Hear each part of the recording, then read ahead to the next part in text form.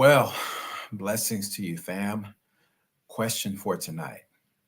How can I trust again after I caught my spouse or my significant other cheating? The relationship ended, but now I'm stuck. I'm stuck in a place where I got to figure things out. And I have to figure out ultimately, can I really love again? Can I really trust somebody again after they were found cheating on me? You might have even caught them cheating. Some of you have gone through the traumatic experience of even catching your partner literally in the act or close to being in the act or right after the act. However, it happened, infidelity, cheating in a relationship is just absolutely devastating. But now, at some point, family, and I don't want to be insensitive here, the purpose of me coming live today is to share with you because I am sensitive to this for you as men, for you as women. Ladies, I want to pour into you and I want to pour into my brothers too. Listen, because the reality is that both men and women cheat. All right. Somehow there's this false notion that if a man is doing everything that he's supposed to do, that a woman will never cheat on you. And that's definitely not the truth. Okay. So listen, I want to chop it up with you, family. I'm only going to be here for a few minutes, but I want to share with you a few love nuggets about what to do. I'm going to share with you some of the signs if you're in a relationship right now. And those of you who are married, especially, I want to speak to you today because I want to show you some of the signs that you should be looking for, that you should be discerning if you suspect that your partner is cheating. For those of you that don't know me, I am G. Hightower, the Entanglement Coach, CEO of Real Love Nation. And my mission is all about building healthy love relationships. My job is to help you get your soul whole, free from entanglements, free from soul ties, healed from soul wounds. And once your soul is whole, you'll be ready for your soul mate. So listen, I want to chop it up with you today, family. Just a couple of nuggets, love nuggets I'm going to share with you really quickly as we're preparing for real love group coaching, which is taking place in just about an hour. But I felt led to just come on and share with you a couple of love nuggets because it's been sitting on me for a little while. And I said, gosh, should I talk about that later on a podcast or whatever? But because it was sitting on me now, I thought I would just come on and at least begin to broach the topic. All right. So listen, I know this may be triggering for some of you. So please excuse me if this is triggering for you in any way. But I want to help a few people who really have the question, how can I trust again after cheating? All right. So first and foremost, family, some of the signs that you have to look for of someone cheating. If you're in a relationship, if you're in a romantic relationship, if you're married, some of the signs that you have to look for, some of them are obvious. Many of them are not so obvious because when you've been in a relationship, especially you've been in a relationship for a long time, there's a tendency to kind of go unconscious. This is true for both men and women. We kind of go on autopilot in a relationship when we've been in a relationship for a long time. All right. Let's say 5 years, 10 years or more. And so when you've been with this person and you spent most of your time, 60, 70, 80% of your time or more with this person, we can kind of go on autopilot for most of us on a human level and miss certain clues that will show you, that will indicate that this person is either at the very least, they are in an emotional place, a mental or emotional place of considering stepping outside of your relationship, or that they actually have begun cultivating or actually begin being involved in a relationship outside of you. All right. So some of the things that you need to look for, family, and this is this is again, some of these signs are obvious and some of them are not so obvious. All right. Love nugget number one. One of the things that you have to be aware of, and I find this most interesting, you have to be aware of when they become super secretive. When your spouse or your significant other becomes super secretive about their phone, um, about their computer, about their laptop, about their iPad, and all of a sudden they're hovering over it, or every time you look up, they're in a corner somewhere, and they're talking by themselves, or every phone call is real super secretive. If you see that happening, then it is a sure sign that this person, they're hiding something. Because when you're in a relationship, ladies and gentlemen, listen, you shouldn't have anything to hide. Now, I want to talk about this from the courtship level, because those of you that are just dating, listen, this is really not going to be applicable for you. All right. Because dating is simply for discovery. So there's no real solid commitment. There's no commitment to exclusivity with each other when you're just dating. So, ladies and gentlemen, you're not obligated to show them your phone. You're not obligated to give them access to your passcodes, your social media, or any of that when we're just dating.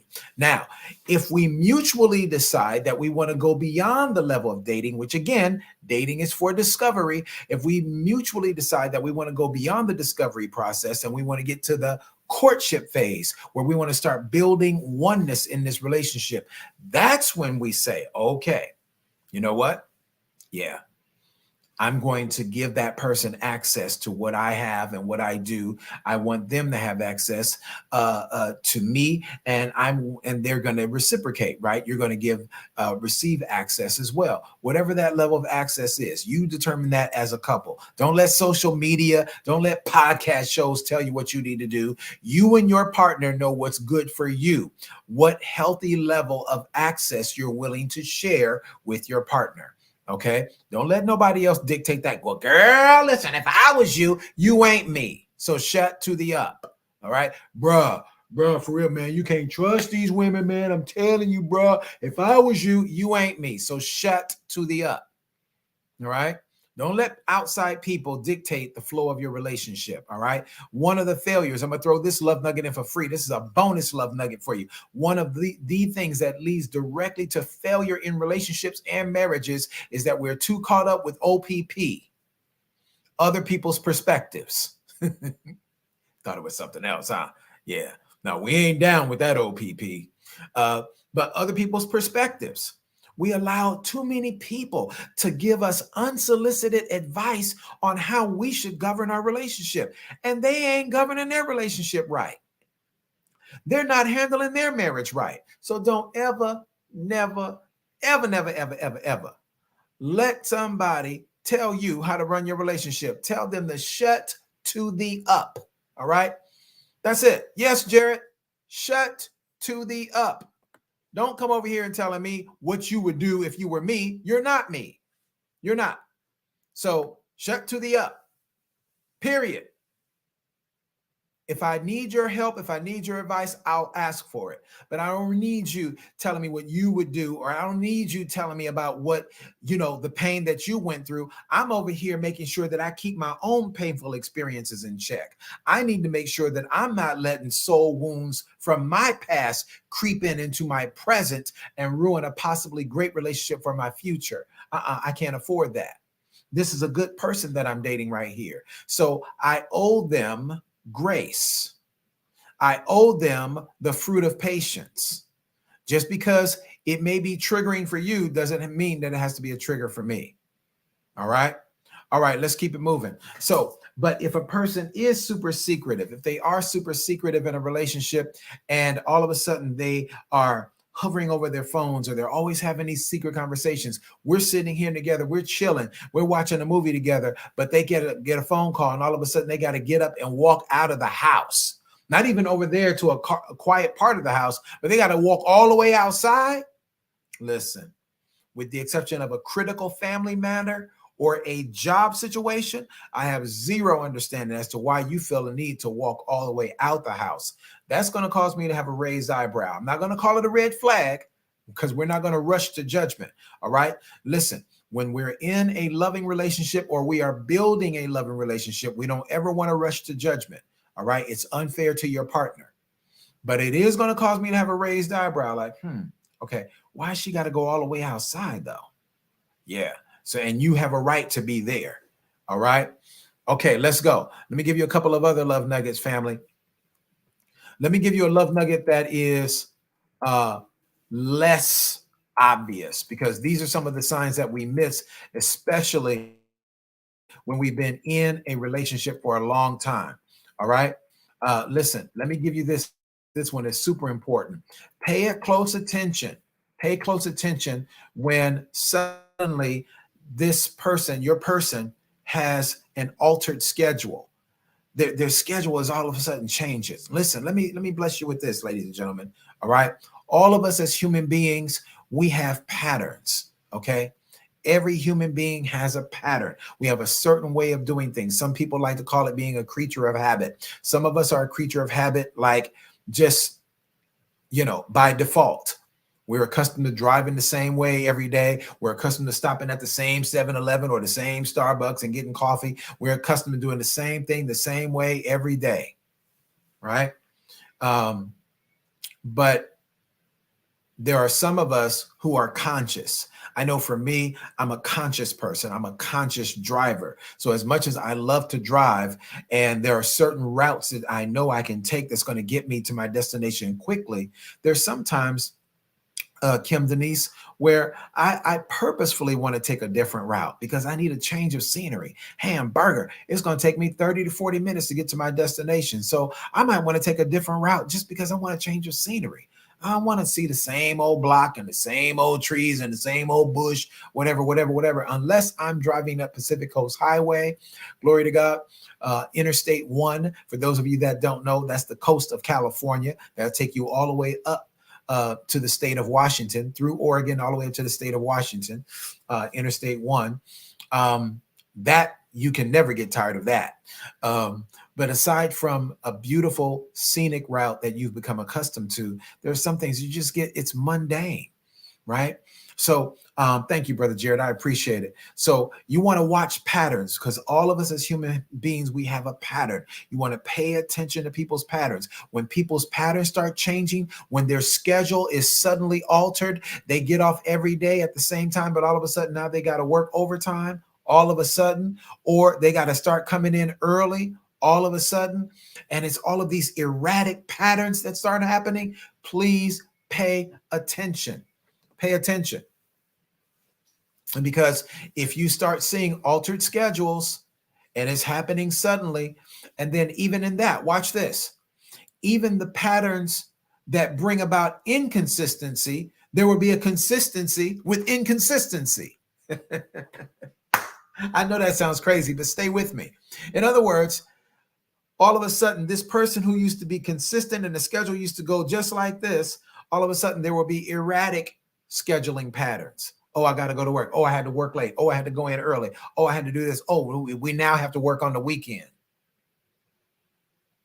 And if those things are happening, because those can be real life situations, but if they're happening and your partner is not sharing the details with you about that, that's a problem. Okay. Because if my schedule changes suddenly, then guess what, Kim Denise? I should be conscious. I should be conscientious enough to say to my partner, yeah, we got to work overtime because da da da da da da da da. If you and I are in a committed, exclusive relationship, again, this is not for dating people, because dating people, y'all still trying to discover each other. Y'all don't even know if you want to be committed yet.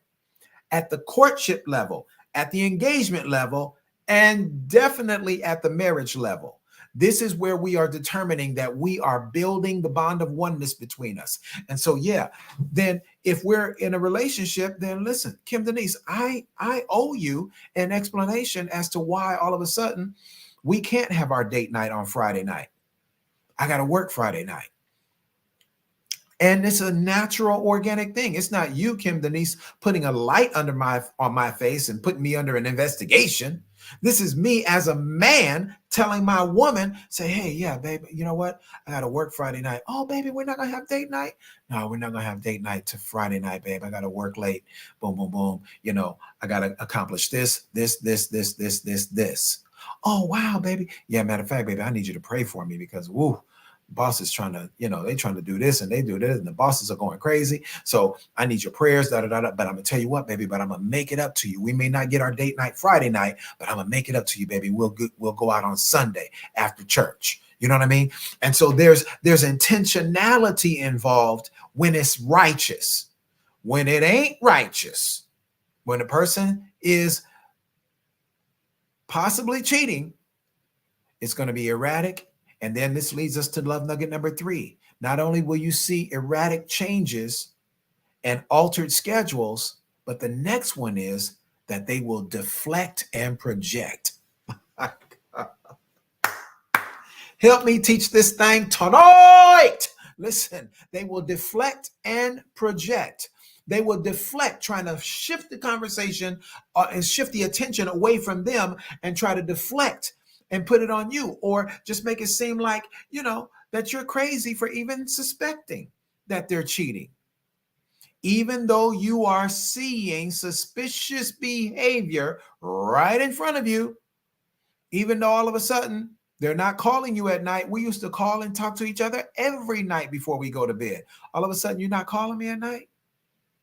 You know what I mean? What's up, Kim Denise? You used to call me every night, baby. What's up? I'm gonna have to get like Jerome Rome on you. What's up with you, junk in the trunk? You can't call nobody. I'm just wondering, because we used to talk, this was our pattern. This is what we do as a couple, especially if you're in a long distance relationship. All right.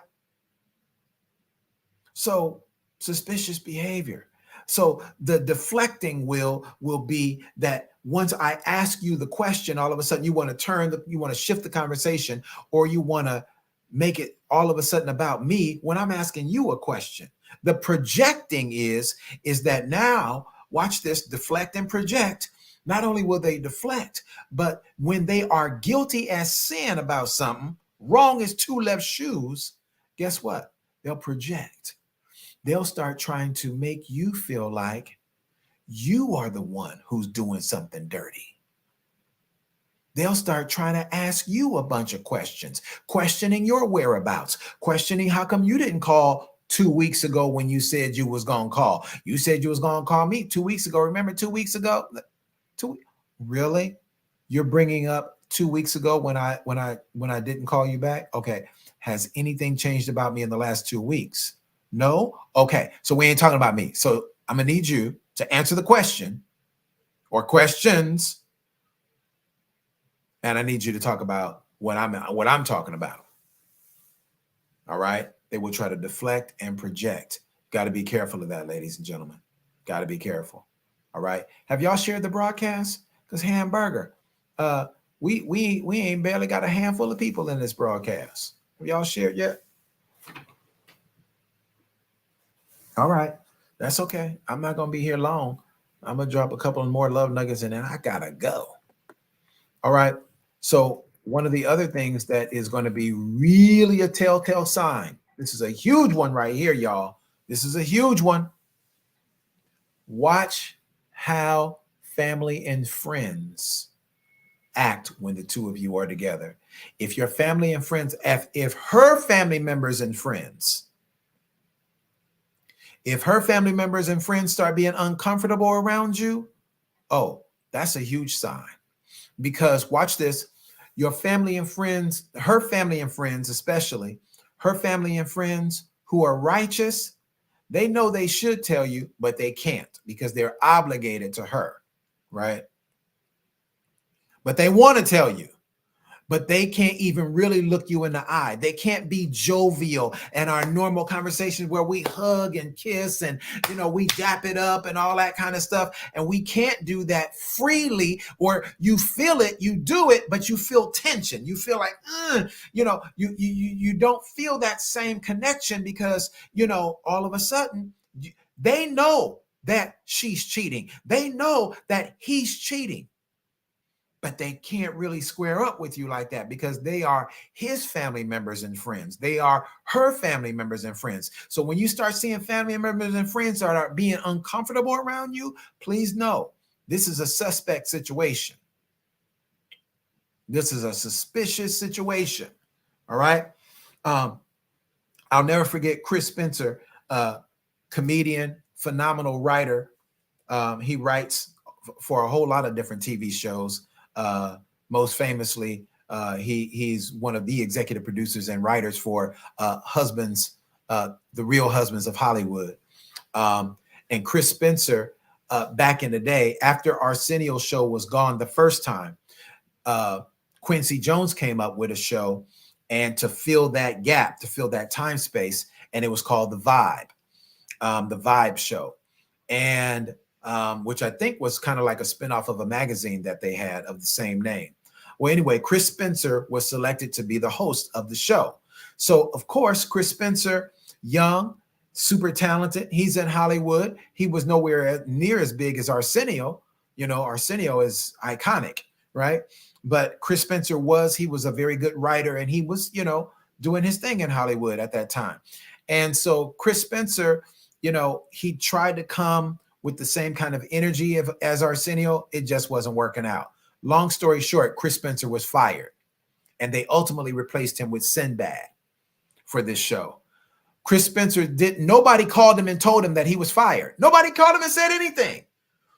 When he got to work, he's walking down the hallway, and instead of his normal people that he has relationship with at the job, Paramount Studios, normal people that would say, "Hey, good morning, Chris. Hey, good afternoon, Chris." Da, da, da, da. People are looking down like, "Hey, what's up, dog? Hey, man. Hey, what's up, player?" Like people are not even looking him in the eye. Oh, hi, Christopher. I didn't even see you. You're looking dead at me. Hamburger, what you talking about? But all of a sudden, people are uncomfortable around Chris because everybody else knew Chris had been fired, but Chris hadn't got the official word yet. Chris goes into his dressing room, and they're taking his clothes, his beautiful wardrobe. I mean, the brother had I forgot the name of the company, but that brother had a bad wardrobe as the host of that show. And all of a sudden, not only were they taking his clothes out, but they also said, "Hey, bro, would you mind bringing back them last two suits that you wore that you took to the house? Yeah, can you bring them back?" And he's like, "What is going on?" Listen, this is a sure sign, ladies and gentlemen. I'm being humorous, but that was a true story.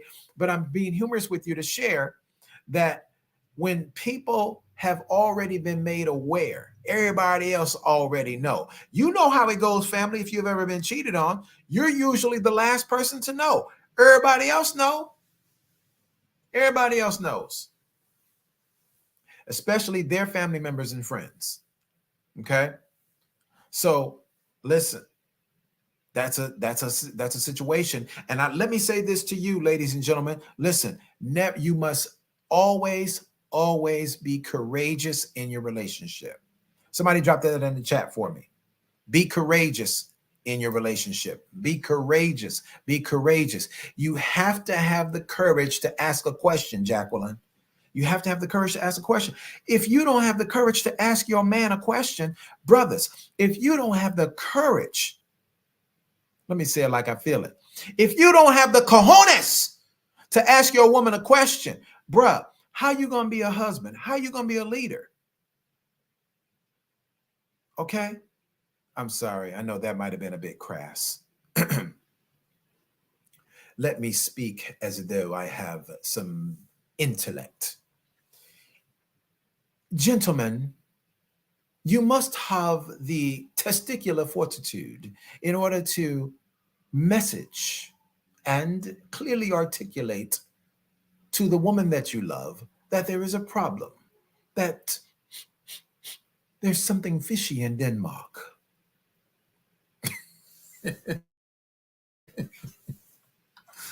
All right.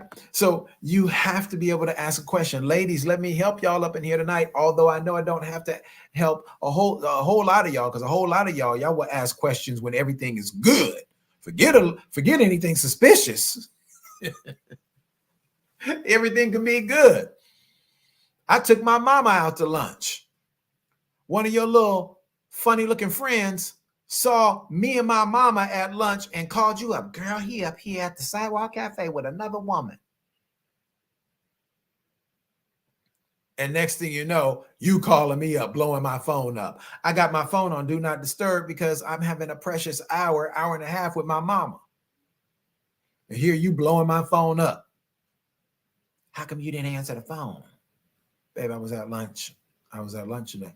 Yeah, who was you at lunch with? Because I heard you was with some woman today. Yeah, babe, I was with a woman today. I knew it. I knew it. See, because I got a prophetic eye. Because see, I got discernment. I got discernment. And see, I be knowing stuff. It was your friend all the time. I got the gift of discernment. I be knowing stuff. I knew you was with another woman today. Yeah, actually, babe, I was with another woman today. It was my mom. Huh?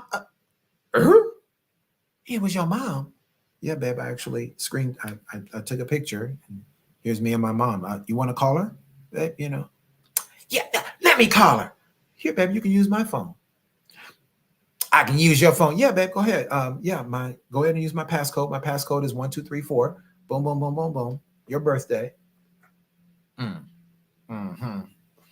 And then boom, you go and you call my mama and find out that the woman that I had lunch with today, that your little funny looking friend called and told you about, that wasn't no shady situation. It was me having lunch with my mama. So this is where, family of God, let me throw this in for as a bonus love nugget. Somebody drop this in. Patience at all times. Patience at all times. Patience at all times. Family, even if you do suspect that something is out of order, you have to exercise the fruit of patience at all times. Because sometimes, family, everything can look dead wrong. And in reality, nothing's wrong. It's just our perception. Because some things do look kind of funny, and you have a right to ask a question. But if we say that we love this person, then it's up to us, not for them to prove themselves innocent to us. They ain't on trial. They're not under arrest. It's not up to them to prove their innocence. It's up to us to exercise the fruit of patience, to make sure that what I'm hearing or what I'm seeing or what I may be perceiving, that I give my mate the benefit of the doubt. I'm going to be patient and I'm going to ask questions. Hey, blessings, Miss Kanisha. Patience at all times, at all times, at all times. All right. Patience, by the way, family, is the first attribute. It's the first godly attribute that describes what real love is. So the love chapter, 1 Corinthians 13 says, love is patient. Love is kind. So if you have a challenge in the area of patience, I highly suggest that you begin to ask God to help you in this area, because it's going to be very difficult for you to build a healthy love relationship if you lack patience. I hear people say out loud, confess it like it's cool, like it's a cool thing to be. Oh, I'm not very patient at all. I don't be playing no games with people. I ain't got no time to play. Do you have time to have a healthy love relationship? Do you have time to make money? Because making money and building relationships is going to require patience. And if you lack patience, you will never be as successful in business as you can be. If you lack patience, you may miss out on having a loving relationship, period. Or at the very least, the relationship you have is going to be very rocky. Well, my man is going to understand just the way I am. Well, Dr. G, my woman, she going to have to just understand that I'm just not a patient brother. You know what I mean? Okay, I hear you. But don't think that she's going to stay around too long if you're being impatient and browbeating her and making her feel guilty, when that's your own suspicions that you got to deal with, bruh. She's not guilty of anything. That woman is working hard, coming home, boom, taking care of her business, and now she wants to enjoy time with her man. And if you are going to have her sitting up, on the judgment bench because of your own suspicions, that's going to be problematic in your relationship. Ladies, what you must not do, ladies, is carry the pain of your hurt from your past into your present relationship. Because no man, he might love the ground that you walk on, ladies, but no man is going to stick around for too long if you're always making him feel like something's wrong with him, or that he's guilty of cheating, or that he's suspect. If you are carrying that kind of energy into the relationship, a good man is not going to stay long. Why should he? Why should he stay to have where he has to jump through 18 hoops just to make you feel good? Ladies, gentlemen, we have got to do the work on ourselves so we can be prepared for a loving, healthy relationship. All right. Bless you, Miss Sheila Maben. Good to see you. Listen, I want to give everybody who has a desire to join us. We're going to be going live in just about 30 minutes in our Preparing for Real Love group coaching. Listen, this is an ongoing group coaching. We meet every Wednesday, every Saturday, 8 p.m. Eastern, 7 p.m. Central, 5 p.m. Pacific time. We meet every Wednesday, every Saturday. And the goal of this group is to prepare ourselves for healthy love relationships. We ain't playing no games, y'all. Listen, I'm going to announce this coming week. Matter of fact, Monday, I'm going to announce something wonderful that just took place. I'm not going to announce it tonight, but I will be announcing it Monday. I got a special announcement of something regarding this beautiful thing we call love. Praise God. All right. I got a big announcement on this Monday. And none of y'all can figure it out, so don't even try it. None of y'all would never guess it, and I'm not going to tell it. All right. So, yes, absolutely, Kanisha. People that lack patience, you'll ultimately end up by yourself. Don't nobody want to be with a person who's impatient and always fussing and always complaining and always suspicious and bringing all this negative energy into our relationship. Okay. So listen, if you're here, Sheila Maben, I'd love for you to join us, woman of God. Come on down. Come on down and join us. Miss Denise, I see you, dear. Blessings on you. Miss Denise Street, you're welcome to join us as well. Come on down. Come on and join us. Preparing for Real Love group coaching. This is our transformational group. And the whole goal of it is to help us to identify relationship blind spots, is to help us get free from entanglements, healed from soul wounds, break free from soul ties. A lot of us are, we don't realize that we still struggle with some soul ties. Oh, yes. All them pictures in your phone. Oh, yes. Those gifts, that bracelet, that ankle bracelet you got, that necklace that you still have, that watch, that big old ugly teddy bear that sits up in your house. I don't know why you got that big old 6 foot tall teddy bear up in there. That joker need a job. Ain't nothing that big gonna be sitting up in my house and not contributing. But a lot of us, we have pictures. Listen, some of y'all got some pictures of some places where y'all was when you was dating or when you were married to him. And some, not only places where you were, but some things y'all was doing. Mm-hmm. You still got those pictures. You still got those pictures all in your phone.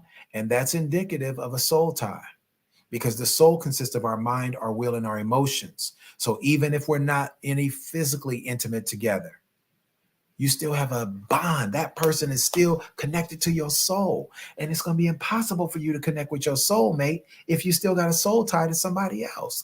That has to be broken. All right. So again, Miss Sheila, we meet every Wednesday, every Saturday, 8 p.m. Eastern, 7 p.m. Central, 5 p.m. Pacific time. We'll be meeting in just about 20 minutes. We'll be live on Zoom, 8 p.m. Eastern, 7 p.m. Central, 5 p.m. Pacific time. All right. And the cost is only $57. All right. It's only $57. So let me know, Miss Sheila, if you want to join. We would love to have you. We have fun. The group coaching is interactive. We all chime in on a lot of different topics. We talk about sex. And I literally taught a whole session on how to determine sexual compatibility before we get married. Amen. Ladies, I want to bless you with this because the world has changed dramatically. Gentlemen, this is for you too, but it's more so for the ladies. And that is, ladies, don't ever, ever, ever let a man push you in a corner about sex before marriage. I don't care what his issues were. I don't care what his wife did to him. That is not your problem. We are maintaining abstinence until marriage up over here. Period. Period. We are maintaining abstinence until marriage. Dang, Dr. G, why you been so hardcore on that? 3 reasons why you need to abstain from sex. Well, no, I ain't gonna give you those love nuggets. I'll give that to my class. You all have to tune in. You all have to tune in. Come to the class and we'll give you those love nuggets. I'll tell you 3 reasons why. So y'all, class, you guys are going to get that tonight as a bonus. I'm going to give you 3 reasons why maintaining abstinence until marriage is so vitally important. And this is not including what the Bible tells us, all right? That's just, listen, that's elementary, my dear Watson. Elementary. Elementary that we abide by the scripture. But these 3 reasons why we must maintain abstinence until marriage, this is in addition to what the word tells us. I'm going to share those 3 love nuggets tonight, family, in addition to what we're going to be teaching tonight. It's going to be juicy in here tonight. So y'all get ready, get ready, get ready. All right. So Miss Sheila Maben, let me know, dear, if you want me to add you, and I will send you the link for you to join us for this session tonight. All right. Miss Monique said, I've been delivered a long time ago. Praise God. I ain't mad at you. Amen. All right. Sandra Fabiola, bless you, dear. Good to see you. All right. So listen, I gotta go. I love y'all. I hope this broadcast blessed you. And I'll leave it up for a little while. You can go back and check out the replay. All right. This is your brother, G. Hightower, the Entanglement Coach. And I will see you all soon. All right. Blessings on you. We'll see you later by God's grace.